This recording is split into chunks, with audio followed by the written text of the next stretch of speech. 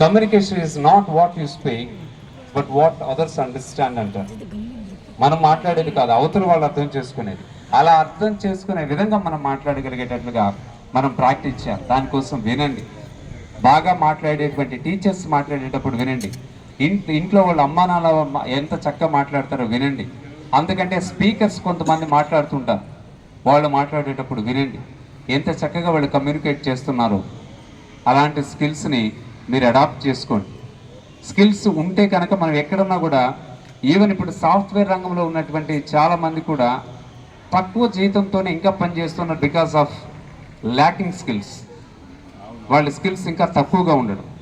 వాళ్ళకంటే మెరుగ్గా ఉన్న వాళ్ళు చాలామంది ఇంకొంచెం హై పొజిషన్లో టీమ్ లీడ్ గాను మేనేజర్ గాను వాళ్ళు రాణిస్తున్నారు. Because of their effective communication skills. ఇలాంటి ప్రాక్టీస్ చేయి. అండ్ డిగ్రీస్ ఒక్కటే సరిపోవు, దాంతోపాటు కావాల్సింది ఏముండాలనుకుంటున్నారు మీరు? ఇప్పటిదాకా నేనేం మాట్లాడాను? డిగ్రీస్తో పాటు స్కిల్స్ ఖచ్చితంగా ఉండాలని చెప్తున్నా. అండ్ కమ్యూనికేషన్ స్కిల్స్తో పాటు ప్రాబ్లమ్ సాల్వింగ్ ఎబిలిటీ మనం అడాప్ట్ చేసుకోవాల్సి ఉంటుంది.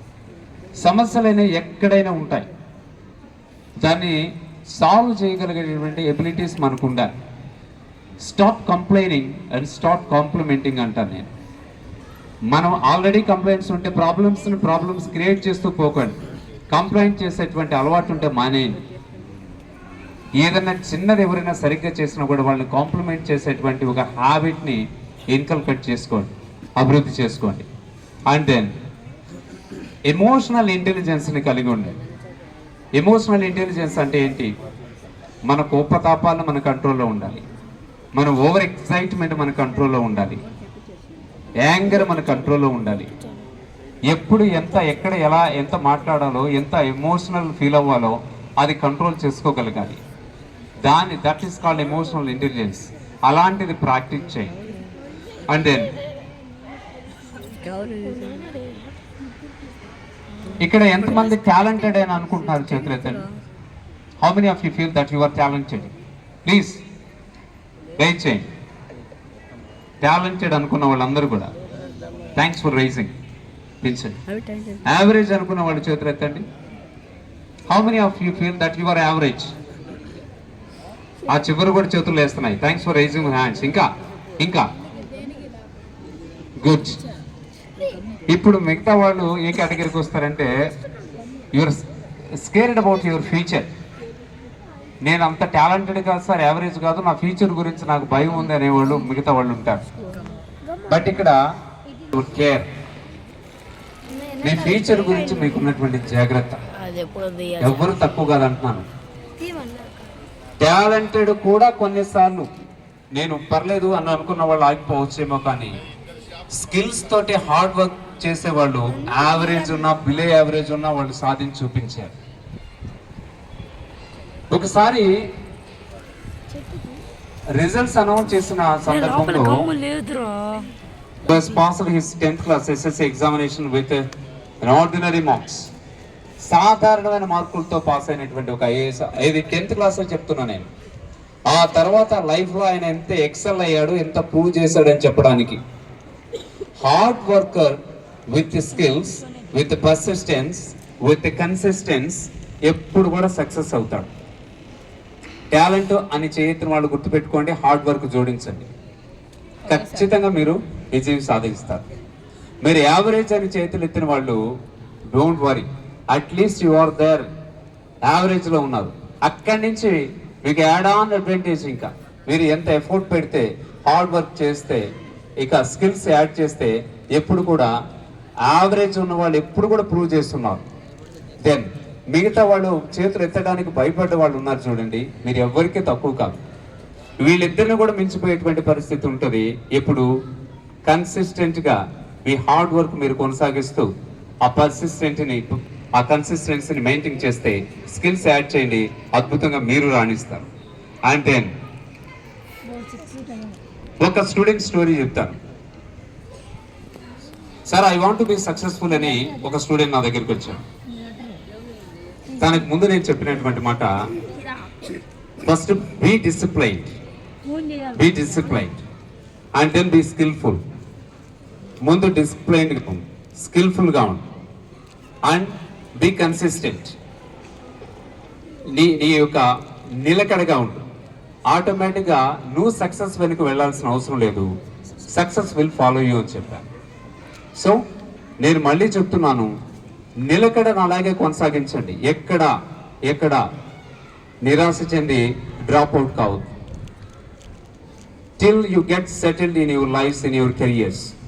మీరు సెటిల్ అయ్యే వరకు కూడా ఎప్పుడు కూడా నిరాశ చెందకండి. ఇవన్నీ లైఫ్ స్టోరీస్ మనం ఏం చూసుకున్నా కూడా ఈ స్ఫూర్తినిచ్చేటువంటి లైఫ్ స్టోరీస్ మీ ముందు పెట్టినవే.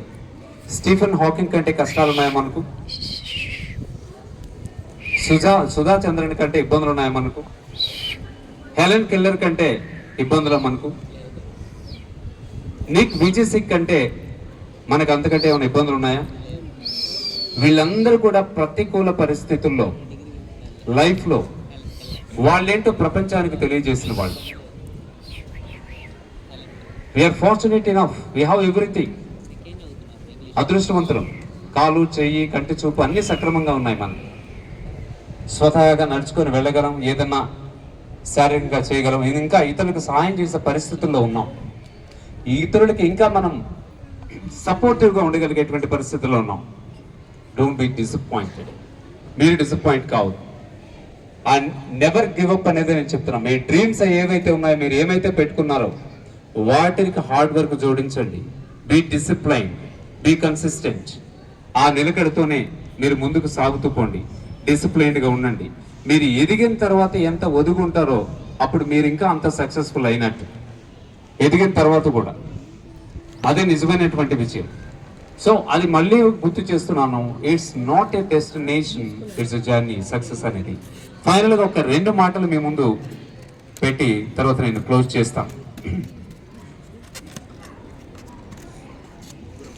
మీ డెస్టినేషన్ అనేది మీ మార్క్స్ ఆ లిస్ట్లో రాసే అయితే ఉండదు. మీ ఎఫర్ట్స్ తోటి మీ డెస్టినేషన్ మీరు రాసుకోవచ్చు అనేది మాత్రం మీరు గమనించండి. ఎఫర్ట్స్ అంటే మీకు తెలుసు, మీకు ప్రయత్నం అని, రైట్?